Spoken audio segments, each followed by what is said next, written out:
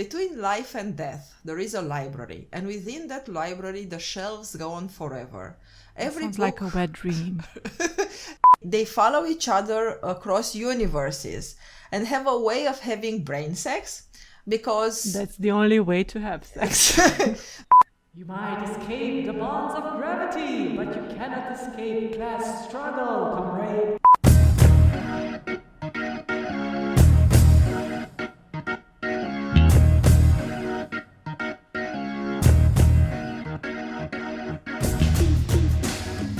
Hello, and welcome to Totally Unrelated, the podcast where two Eastern European wannabe aunties bitch and moan about all the things that are not right in this world, from politics to media to people just being dumb on the internet. My name's Diana. And I am Irina. And today's topic will be all about books that got a fair bit of attention during these pandemic times. Irina, since this was yet another episode in which we channeled your righteous rage into creating content, I'll let you contextualize whatever it is that we're doing here. Okay, so last year there was a pandemic. I love the fact that you're using the past tense, very optimistic and everything. Okay, so as my job, I'm a doctor who works in an You know oncology who clinic. else is a doctor? I'm gonna go ahead and say a lot of people. But most importantly, Ben Shapiro's wife. Okay, no relations. Okay, so let's just say that last year was sort of only doom and gloom for a while there. I mean, if you are in an oncology clinic, it's already not exactly the happiest of places. Yeah, it's not a happy place. Plus pandemic. So as we were saying, due to my job, I worked all throughout the year, and I sort of went through all the crazy that came with it. So I really needed something, light in my life. And since that wasn't going to be, meeting up with friends and going out, it sort of had to be books. So I decided to read some nice things with good reviews, the bestseller kind of books. Because, or so my naive logic went, if lots and lots of people having a shitty time, just like me, are actually really into something, it must be okay for this, weird period. So I went to Goodreads, and God, did it stir me wrong. Well, yeah, but this is partly your fault because you fell into that whole a billion flies can't be wrong about eating shit sort of trap. I mean, you know that most people have terrible tastes, and this is why we're friends, because we are part of a select group of people with exquisite tastes and absolutely divine opinions that are beyond reproach. Of course. The fact that we are perfect is not in question here. Yes. Of course. So, the books I'm going to bitch about, because just to be clear, I read a lot more bad books last year, but the books I'm going to bitch about were actually bestsellers, and they all ended up on Goodreads Choice Awards of 2020, which are the books voted, best by the readers. Mm-hmm. Because, I read a lot of bad books, and I see a lot of bad movies. But generally, I do it by choice. Yeah. I know the common opinion is that they're bad, but I enjoy something about them, so I cannot complain about those. But these books were receiving high fucking praise, were selling tons of copies, were recommended to me by some of my co-workers, so I feel like I have the right to complain loudly and publicly about these ones. And so you shall. So I shall. So without further ado, let's name names. The books I hated last year. Let me just do the movie voice. Number one. The Midnight Library, but by Matt Haig. I don't know how you say his name. Number two. We're doing this. Shut up. We're doing this. Okay. The Devil and the Dark Water by Stuart Turton. Number 3. Mexican Gothic by Silvia Moreno Garcia. Number 4. Home Before Dark by Riley Sager. And finally, number 5. Axiom's End by Lindsay Ellis. I also would like to talk in another episode about some of the books I actually enjoyed, but I think we should start with the hate. And I hope it's clear that it's going to be spoilers galore. So if you're not into that, then this episode is not for you. We have to start with The Midnight Library, because it has won Best Fiction of 2020 in the Goodreads Choice Awards and has a 4.14 stars out of 5 on Goodreads. Also, it has been recommended to me by a lot of people that I actually know and I have a fairly good opinion of. So we had very awkward talks about it afterwards before, because we are also friends on Goodreads and they saw my 2-star rating to their 5-star rating, so that was awkward. You know who doesn't feel awkward about their ratings? This lady.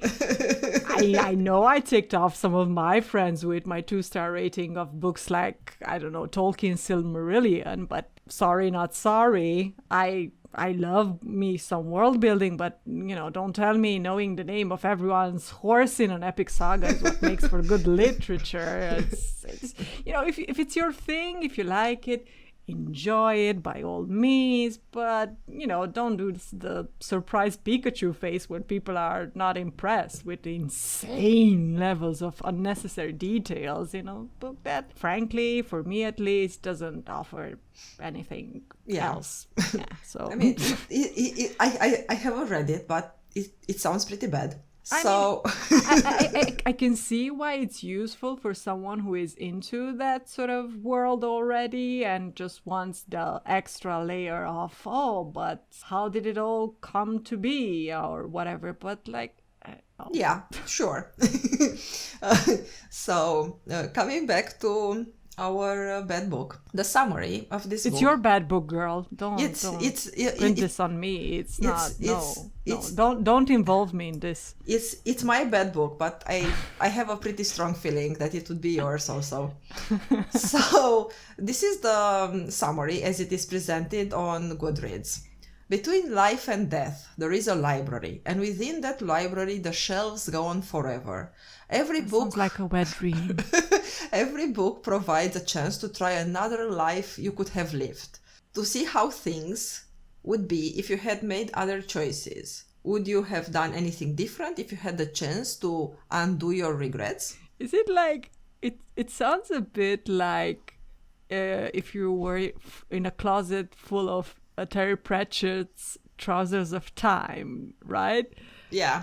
And let me just, for those unfamiliar with Discworld lore, can I just read a bit about what the Trousers of Time concept is? Sure, go ahead. So it's defined as a shape with one entrance and 2 exits. One may imagine falling continually into the waistband, not knowing from which leg one may emerge. So does history occur in myriad, often unconsidered, minor decisions. The history monks keep the trousers pressed and mended, as they should be.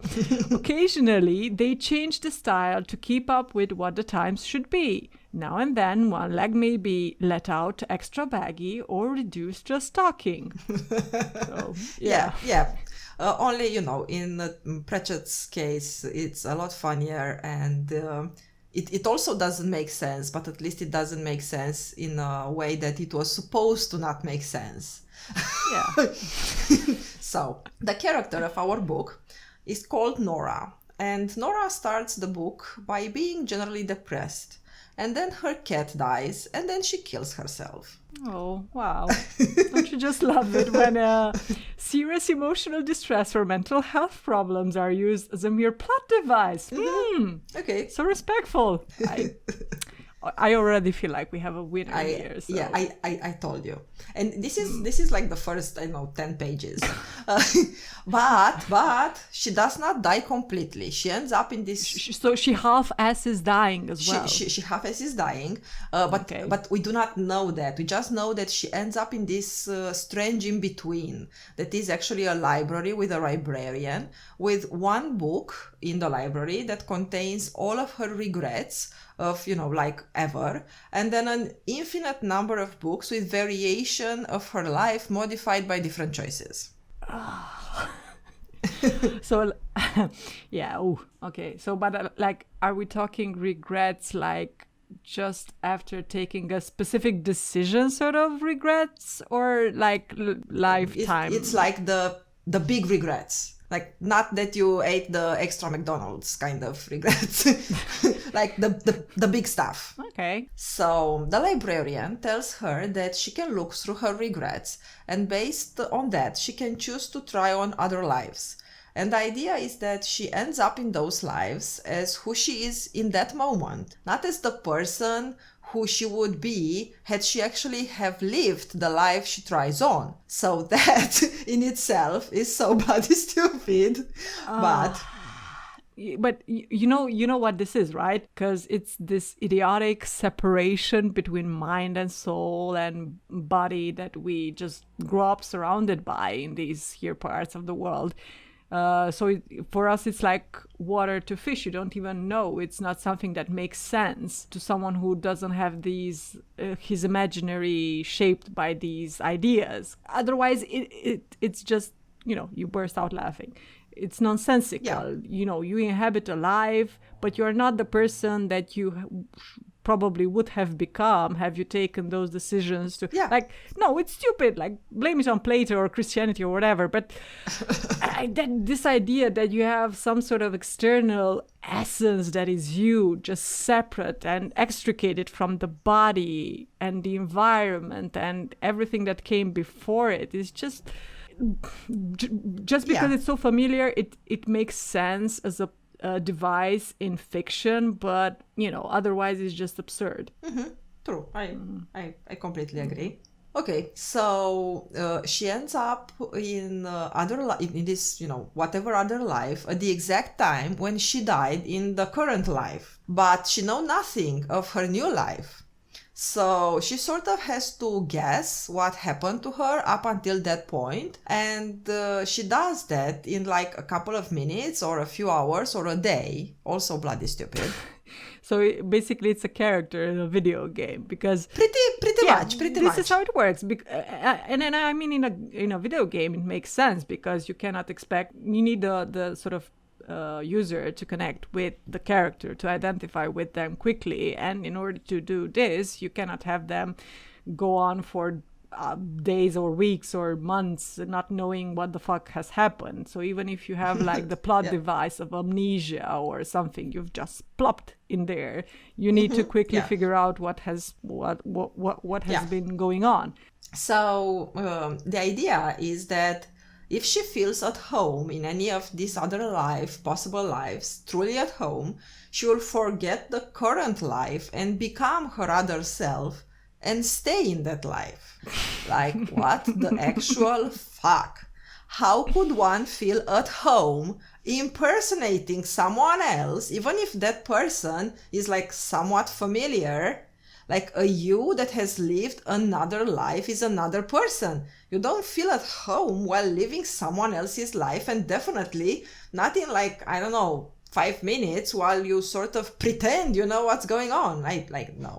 Again, who did this better? Terry Pratchett. I'm pretty sure a lot of people could have done it better. Yeah, but I mean, the whole concept of borrowing in Discworld, the thing that the witches do with borrowing an animal, and but even there, the whole idea is that if you borrow an animal and you stay there for too long, even when you come back, you have like remnants of that animal's psyche, so to speak. So you just cannot keep your essence without your body, your Separate. environment, your everything. Yeah, you lose yourself. Like, Yes, of course. And you lose parts of yourself and you borrow parts from Mm-hmm. wherever you are. yeah. Okay, so we have established that the premise of this book is shit. Yeah. So, so the entire book is full of this fortune cookie kind of wisdom. And at the end, wouldn't you know it, Nora, our lovely character, realizes she was actually already living the life she feels more at home in. So surprising. And after the fortune cookie new agey bullshit wisdom, now she is able to see all the ways in which she could have fixed what was wrong with her life, and she actually wakes up from her non-death, post-attempted suicide, and all is well in the world.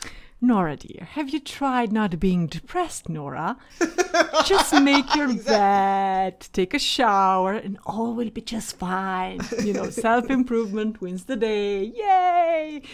I'm guessing there's very little in the way of details about the reasons why Nora is depressed in the first place. And none of those reasons go beyond just her personal life. Like, they are in no way connected to, larger societal problems that she and others might be struggling with. Yeah, no, of course not. Yeah, of course not.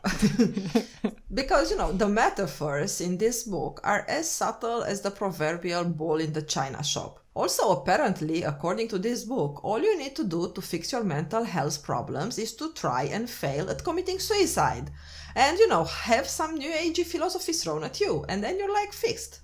I mean, we all know that there are like two things that female characters, especially those written by men, can do to grow as individuals, right? One is attempted suicide, and the second one is be raped. This is just how it happens all the time, folks. It cannot be helped. You can only grow through serious trauma. Yeah. And again, I just love how the implication is Nora was always the problem, right? Yes, absolutely. Because now she thinks the right way. Turns out her life is actually peachy.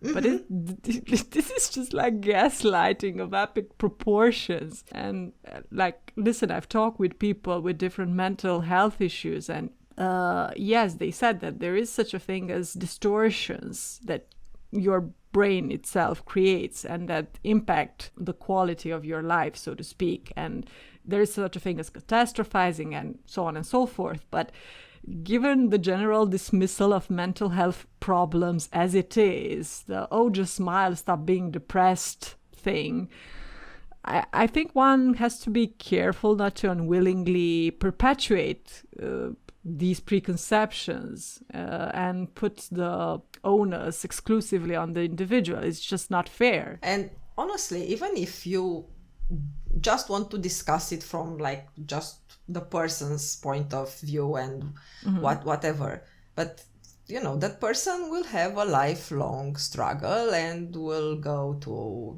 psychologist and will go through a process that is not committing suicide, having weird new agey ideas and waking up from suicide attempt and being like, now I've got it. Yeah.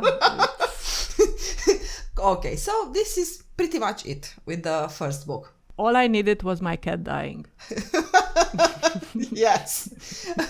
So the second in line of what even is, what even? What even? What are we even? What are we even? Is The Devil and the Dark Water by Stuart Turton. I gave this book 1 star because, dear God, this was bad. At least in the Midnight Library, the prose is not cringe. The subject matter is, but not the writing in itself. But The Devil and the Dark Water, everything is bad. This one has a 3.87 stars out of 5, and it was in the top 10 for best mystery and thrillers in Goodreads Choice Awards of 2020. So the summary goes like this: a murder on the high seas, a detective duo, a demon who may or may not exist. I mean, it sounds exciting. Yeah. And it goes on like this. It's 1634 and Samuel Pepys, the world's greatest detective, is being transported to Amsterdam to be executed for a crime he may or may not have committed. Traveling, traveling with him is his loyal bodyguard, Aaron Hayes, who is determined to prove his friend innocent. But no sooner are they out of the sea than devilry begins to blight the voyage. This is the summary from Goodreads. A twice dead leper stalks the decks. Strange symbols appear on the sails. Livestock is slaughtered. And then 3 passengers are marked for death, including Samuel. Could a demon be responsible for their misfortune? Ta-da! Okay, but wait. So many questions. So livestock is slaughtered. Isn't that what usually happens? Sure, but not while you have the livestock on the boat that you are transporting from one place to the next. You slaughter People were hungry. I don't know. It's better than eating one another, I guess. Yeah, sure. And what about the twice dead leper? It seems a bit like a, excuse my pun, overkill. Because aren't zombies already exhibiting some of the signs of leprosy, like necrosis and losing bits and pieces of themselves? Like, how does that work? Yeah, it doesn't work. Hence the 1 star. So when you read that one of the characters is the world's greatest detective, you naively, or at least I naively, expect him to, do some detective work or some shit like that. Well, you would be wrong. Overall, this book is written with the flair and ability of an alien who is just starting to get humans, and all the alien has to go on is watching Scooby-Doo on repeat. Because really, this novel is like a Scooby-Doo story, but without the fun and the, funny characters. So this is like fiction written by Jeff Bezos? I mean, I don't or really... Or maybe Zuck? Yeah, I don't know the guys personally, but from their... you don't need to. From their extremely lively public persona, Yeah. I could imagine them. They just light up the room. Yeah. By setting it on fire, but they light up the room. Trust me, if somebody would have set this book on fire, it would have made it better. Don't burn this book. But also, my question when it comes to detective stories is, why do we still have them? Because don't we already know that it's always the butler who's done it? Well, it's fine, because in this case, the world's greatest detective just sits in prison, like for the entirety of the book, and does nothing and talks to nobody. Never mind. So this must be one of the most boring and pointless books I have ever read. It's like really bad Scooby-Doo episode, if the episodes were long and lacked Scooby snacks and, tried to seem extremely self-important. Oh, God.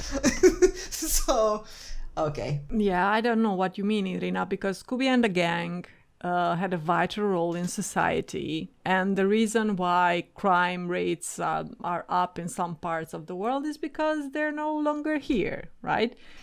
And, if it weren't for those meddling kids, all those monsters would have gotten away with it too. Also, were Scooby snacks just dog food?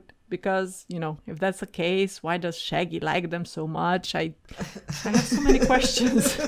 Yeah, the reason I say it's like a Scooby-Doo episode, it's because throughout all the book, they try to make it seem like it's this magic, witchcraft, something, to do with something supernatural, of course. And at the end, you take away the, shits from the bed, and what do you know? It's people. I really don't even feel like saying more about it, because the writing style has no redeeming qualities, there is no humor, there is no wit, there is no particular suspense, the reveal is so contrived, and the characters are cartoonish in like the worst of ways, so just like no. Well, okay, that's that then. pity. The summer did sound like a lot of fun, but what was up with the twice that leper though? I'm still curious about that character. Yeah, no, it's no. Is it that bad? It is. Everything is that bad in this book. Was it just pitched to us like this very interesting thing and then it never did anything? Or? No, it's like the leopard only died once, but like they made it appear that it appeared again and somehow died again, but that didn't actually happen. Aww. So it just nominally died twice. Yeah, but... yes. just one normal death. Okay, so the third book is The Mexican Gothic by Silvia Moreno Garcia. And this one has a rating of 3.7 stars out of 5 and won Best Horror in Goodreads Choice Awards of 2020. So the summary of this book goes like this. After receiving a frantic letter from her newlywed cousin begging for someone to save her from a mysterious doom, Noemi Taboada heads to High Place, a distant house in the Mexican countryside. And Noemi, mesmerized by the terrifying and seductive world of High Place, may soon find it impossible to ever leave this enigmatic house behind. Again. Sounds intriguing, right? Yeah. Yeah, no, it's not. It's plain and it's plain and it's boring and it's painful how boring it is. Her newlywed cousin asks to be saved from mysterious doom. Is there like a mother-in-law joke there, or? No, it was more like the father-in-law that was mostly the problem, but yeah. Also, the doom is as underwhelming as the rest of the book. No. Yeah. And does this story take time in the present, or is it a period drama or an alternate universe? It's sort of a suspended time somewhere. Mm-hmm. So it's like hot intrigue and torrid love affairs, the hacienda or something like that. Well, más o menos. Okay. Okay, so it tries, for some literary style. But what you end up with is a lot of descriptions of boring shit like curtains. Do we get to learn the names of everyone's horses? That's what I want to know. Thankfully, no. But this is how you distinguish between high literature and a disappointing Goodreads recommendation, right? Because that's proper world building, right? Horses.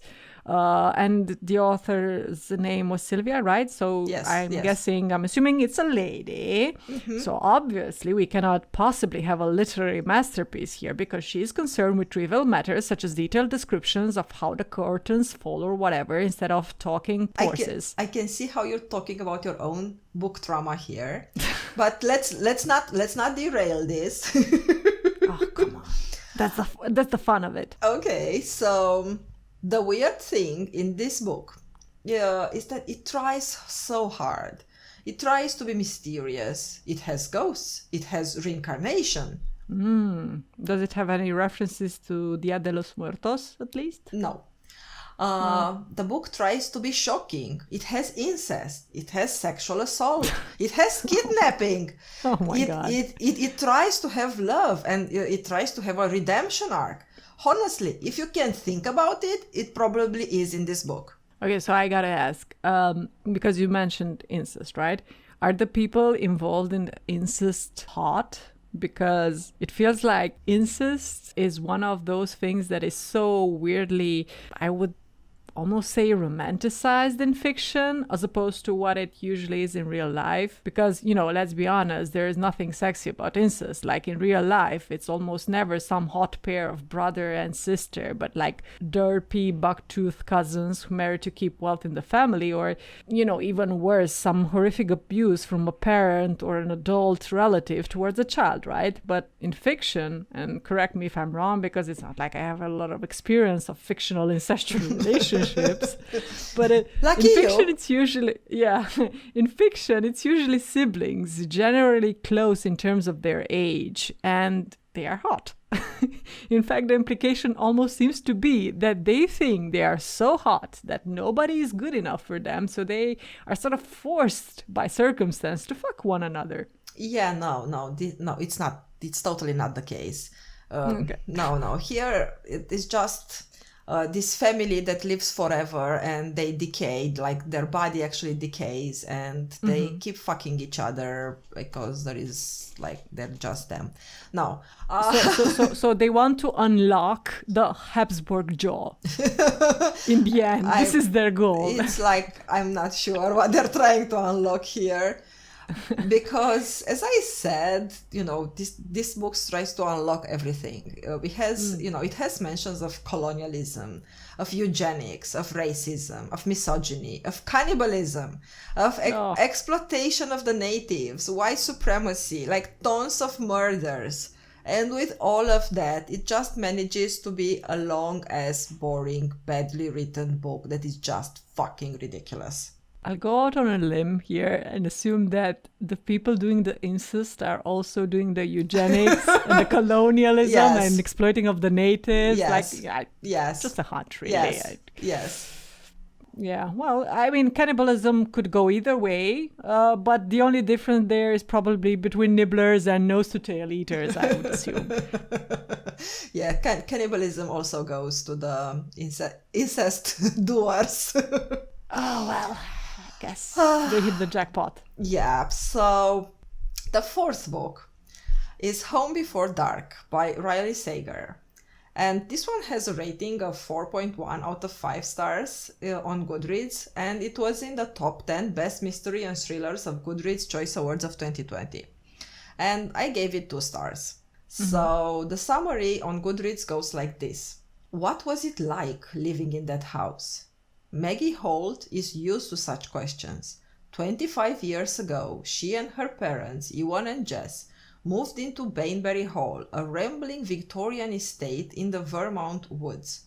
They spent 3 weeks there before fleeing in the dead of night, an ordeal Ewan later recounted in a non-fiction book called House of Horrors. Today, Maggie is a restorer of old homes and too young to remember any of the events mentioned in her father's book. But she also doesn't believe a word of it. Ghosts, after all, don't exist. When Maggie inherits Bainbury Hall after her father's death, she returns to renovate the place to prepare it for sale. As Maggie experiences strange occurrences straight out of her father's book, she starts to believe that what he wrote was more fact than fiction. Again, sounds fun, right? I mean, it sounded like that to me, and I wasn't looking for high literature here, Yeah, I don't know. I was never really into, or the idea of ghosts never really resonated with me. Maybe it's because of this whole notion of an immortal soul that still wanders around. I don't know. It just feels awkward that we cannot get over this idea that once you die and you rot, you're dead. we keep fiddling with our cape, doing the whole villainous laughter and going, you thought I was done? Well, think again. So, for me, even in the context of a work of fiction, I just cannot really get, the frisson of wondering, but maybe ghosts are real this time, because they never are. I grew up watching the Ghostbusters cartoons, and they had this ghost called Slimer that just went around. You can tell by the green one, the green one, the slimy green one that just went through all the walls and basically kept eating all the food in the house and just had a lot of fun. But that ghost was not supposed to be a former human. That was just like a monster sort of ghost, right? Every ghost is a former human. But was Slimer a former human? Yes. Is it the ghost of Shaggy? I don't know whose, but yeah. Anyway, let's not go into that debate. The point is that I like ghosts. I like scary ghosts that just want to kill you, and I like funny ghosts that eat your burgers. But first of all, if you're going to have a ghost in the story, please let it be an actual ghost. So, well, as I was saying, what I got instead of fun was a sort of compilation of famous horror scenes from top horror movies and plot twists from like top selling books like Shirley Jackson and Stephen King, with a bonus for a ridiculously stupid ending. Like, the book horribly murdered the idea of being a horror book. And that ridiculous ending murdered the idea of putting it in mystery. What even was this book trying to do? You know, what this book would be good for? A drinking game. You drink, yeah, you know, like you start reading it with friends and you drink every time you realize you already read or saw that scene somewhere else before. Mm-hmm. And I saw somebody commenting with this one-liner, what if we rewrote The Haunting of Hill House, but this time made it dumb? I don't think you read The Haunting of Hill House, but it's the Shirley Jackson, a very famous book. And for whoever read it, like, this pretty much summed it up. Like this book is just a ripoff of the other book, but dumb. Mm-hmm. You know, I was just thinking now, because I know that if I were to ever publish something fiction wise, I have no doubt in my mind that you'd 1-star my ass on Goodreads, and I so enjoy that. Because you are just so ruthless when you get annoyed by something you don't like. I mean, I like to think that I would 1-star you before you made any shitty thing public. So I wouldn't 1-star you on Goodreads. I would 1-star you in your own fucking apart. Yeah, in your life. So you can get your shit together and publish a better book.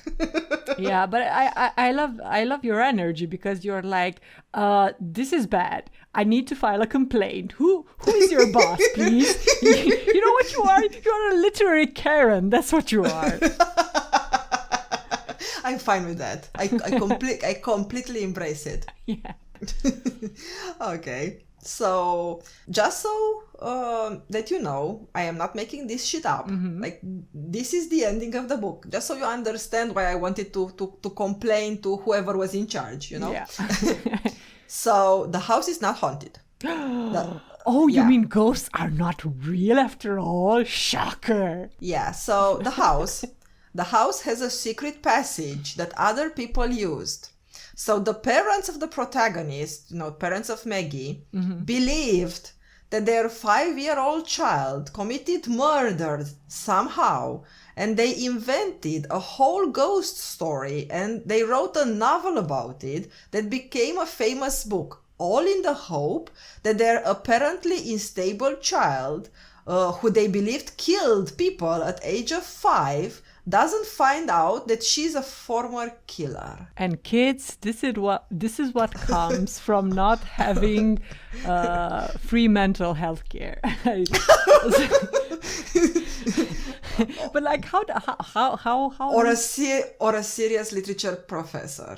But like, okay, how was this supposed to work in the minds of the parents? Like, were those murders not particularly memorable? No. Like the murders have been investigated, but they wanted people to not suspect their 5-year-old child of murder.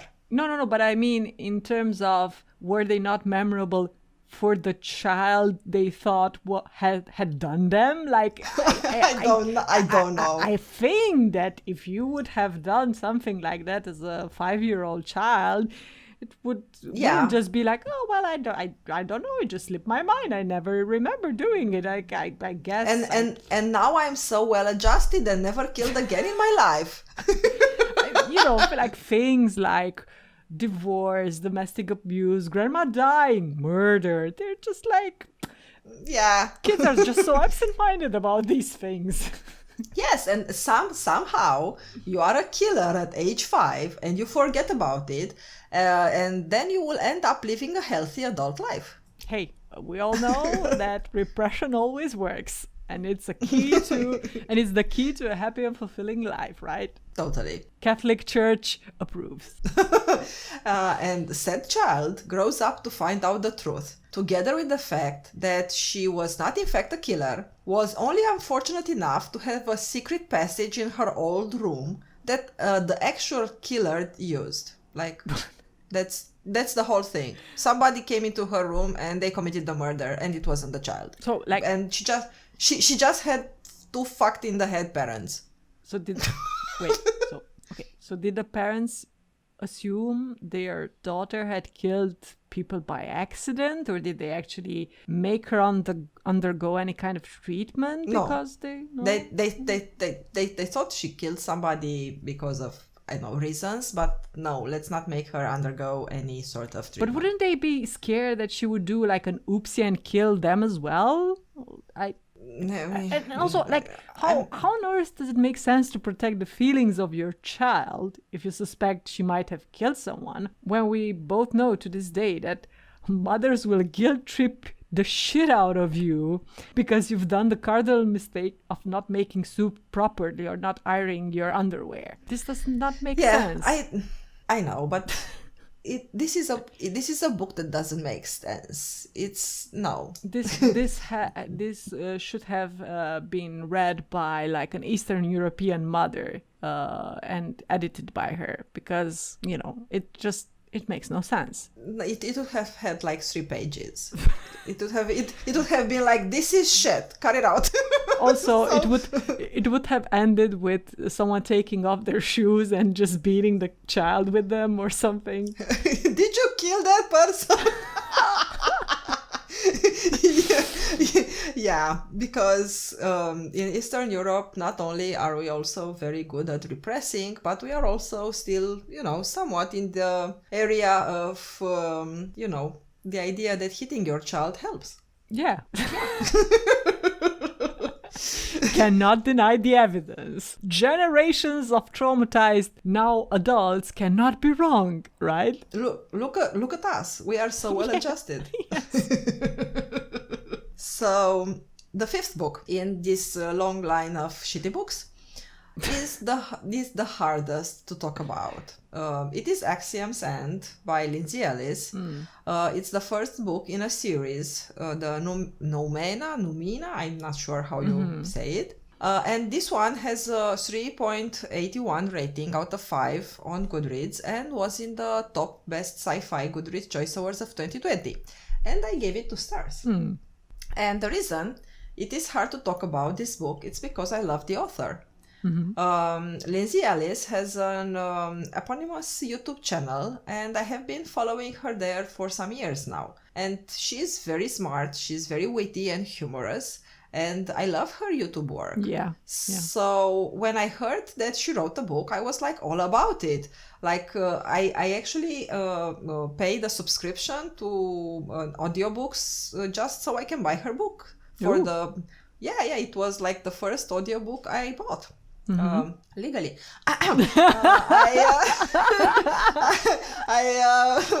I realized that, first novels are not necessarily the best, but goddamn, this one is so bad. So bad. Yeah, I was taken aback when you first talked to me about this book as well. And I'll probably try to make time to read it for the same reason you described. Please do. Like, I feel that it would be so much better to rage with someone else, because like raging in a void is kind of not as much fun. Okay. Yeah. And I mean, I'm trying to sort of rationalize this, that someone can be great at expressing their ideas through one medium, say video essays on YouTube, but that doesn't necessarily follow that they would master another medium as well. True.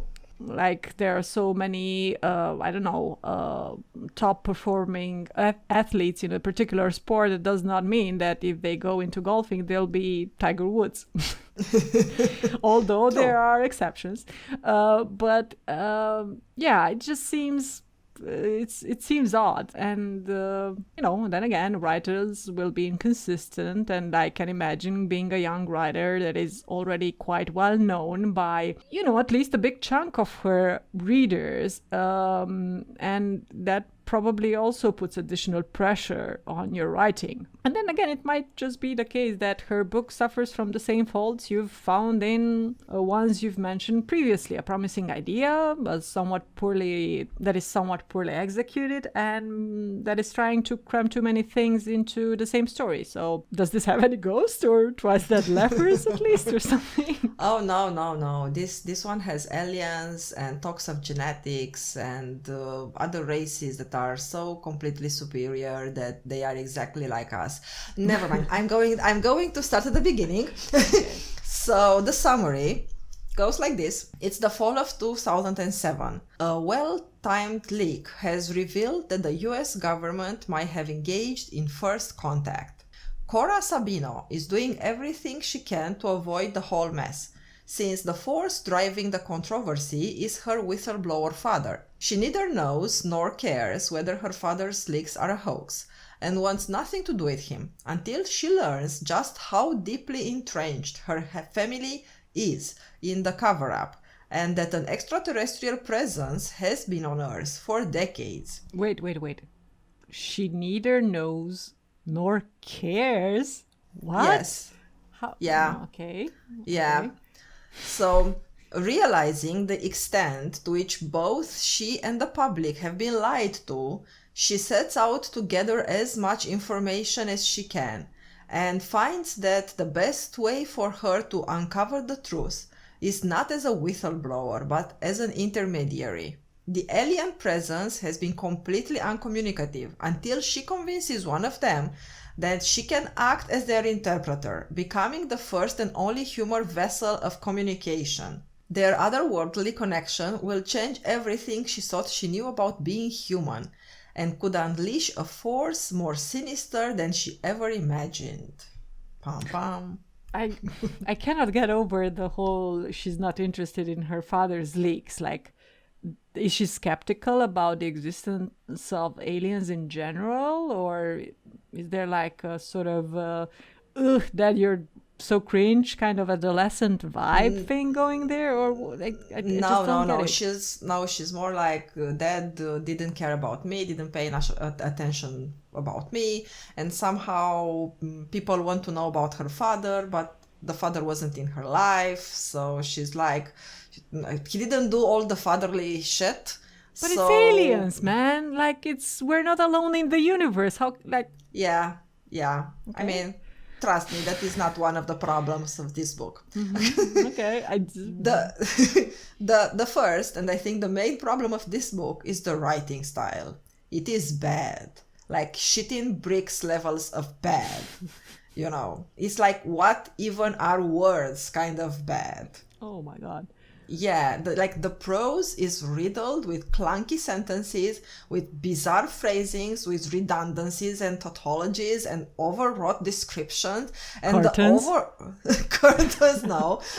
And the overall pacing could best be described as awkward. So, a commentator on Goodreads said that this book reads like a combination of Transformers meets Twilight. And let's just say that they weren't all that off mark. One of the most what the fuck things about this book is that the protagonist is presented as somehow managing to be an interpreter for the aliens, and like this special person, the first communicator.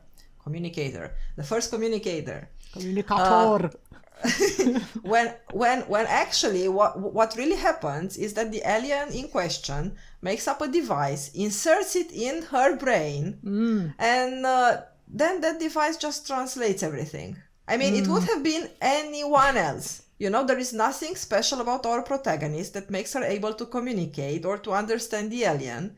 It's just a device implanted against her will in her brain. Oh. So it's like a non-consensual babblefish, like in the Hitchhiker's Guide to the Galaxy. Yes, exactly. Well, in goes the fishy. Bam, you can understand your interlocutor. Yeah. Pretty much. Mm-hmm. So the book dearly wishes to explore some pretty interesting philosophical concepts, and then, doesn't. for something that Alice said that she had worked on for a decade or so, I can say that this is a work that reflects it. Or, who knows? Maybe it's the fact that she kept trying to make this book work, that she kept rewriting it. Maybe that's what ruined it in the end. I don't know. Yeah. Because the book lacks energy, it lacks passion, it lacks the spark that makes you go, this is why, she wanted to tell this story. And this felt so weird to me because Lindsay Ellis is such a passionate storyteller in her vlogs, And to top it all off, the aliens are polyamorous. And they follow, they follow each other across universes and have a way of having brain sex. That's the only way to have sex. Because they are somehow above the body. But our main alien somehow ends up not thinking of people as unimportant ants, unlike his other alien relatives, I don't know. And our alien, which is mostly a sentient robot, ends up having a relationship with our human protagonist, a romantic relationship in nature. So just so we are clear, these aliens are constantly described as looking like big robot insects. But our protagonist, for some reason, assigns genders to them and starts developing a kink, I guess. Sexy metal cockroaches. Exactly. Yes. So I'm guessing Cora's shenanigans could be classified as diplomatic work in this context. I mean, she's literally taking one for the queen and country and the Milky Way. I cannot, are they, you said big robot insects, woo! Yeah, but they only have brain sex, so it doesn't matter how big the robot is. That's what they would like you to believe. I mean, I will definitely not be reading the next 2 books in the series to find out if there are hidden parts in the robot. This book also sort of tries to talk about some big themes. The alien species are divided into castes based on the roles that they play in society, and only some of them can be rulers. And somehow these aliens are presented like having superseded the humans by eons, and like nothing is, at the level of humans. And yet their issues are very much like humans back in Empire's time. You might escape the bonds of gravity, but you cannot escape class struggle, comrade. So how are they superior if they are as shitty as our human race? Because if you constantly write it, if you put the sentence that they are superior, then that's it. Okay. And the book also tries to talk about the truth. It starts with this idea, this is actually a quote, that truth is a human right. And it's stupid in itself anyway, but then it goes nowhere with it. I don't know, maybe she wants to go somewhere with it in the next books, but in this book, it's just truth is a human right. Then we don't care about it.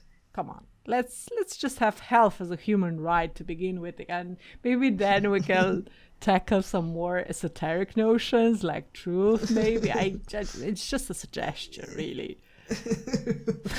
I can totally concur with you. And housing and things like that, it would be nice. Anyway, maybe, since this is meant to be a trilogy, because apparently everything has to be a trilogy these days, maybe somehow these ideas might get developed later on, but I'm definitely not gonna read the next ones to find out. These were my 5 books read by me in 2020 that had great reviews and ended up being disappointment. They ended up being extremely loved by other people and totally hated by me during quarantine. Yeah. Well, I mean, this was really nice. Being an armchair critic and just dissing everyone's work is something we should we should do more often. You know, I am a reader of fan fiction. So when you are a reader of fan fiction, you cannot exactly complain about some books, but like in Alice's book, because this is like, it's not the most traumatizing one out of the 5, but it is in relation to how much I wanted to actually love this book, because the summary, could have been taken from some sort of crack fan fiction, like, here be illogical plot devices, fan fiction tropes of the worst soul bond sort of type, boring characters, and lust for insect-like, somewhat robotic aliens. And, I have read fan fictions that sound like that, but they were ironic. Like, they knew shit like that was actually in the tags. And they were like, this is crack. But this book took itself so seriously. Anyway, yeah. So these 5 books have been the tragedy of my quarantine. Yeah, well, I mean, I think it's safe to say that some people had it worse than you, my dear. But yeah, reading bad books can also bring you down. So I empathize somewhat. And if you enjoy my rage, we can totally do this again. And if you would like to see me gushing instead of raging, we can totally do. That's a good word, gushing. Yes. We can totally do one episode of like, oh my god, how is this so good, kind of thing. I give you free reign over creating content out of gushing as well as raging. So. I will try. I'm not sure how, like, that I wrote the content for this episode in, like, you called me and you tell me write something, and I did it until the next morning. Yeah. So I'm not sure if love will make me be as productive. I mean, but it's in the word. It's gushing, so it should sort of. Yeah. I think we should. I think we should close off this episode because I'm weirdly obsessed now with the word gushing, and I don't think this is going in a good direction. Okay, so thank you for anyone listening and who has the sort of tolerance for all these auntie jokes that we're trying here. If you enjoy the podcast, don't forget to follow us and share any episodes you like on whatever social media you might be active on. And see you. Bye. Bye.